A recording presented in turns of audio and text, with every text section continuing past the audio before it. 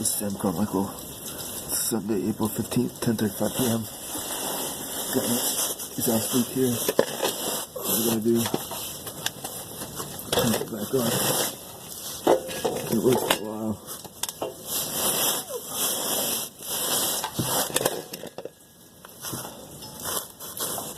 Put this gasket on it.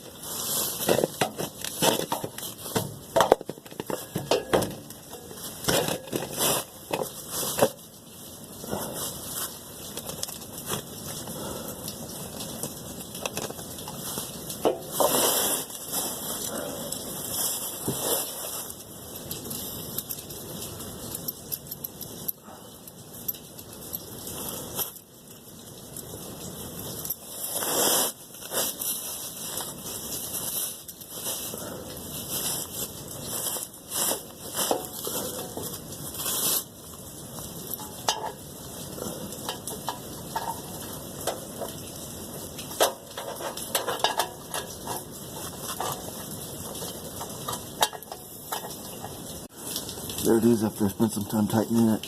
And I put on the other side also small ones to make sure tight, and that'll make the car quiet and improve the exhaust.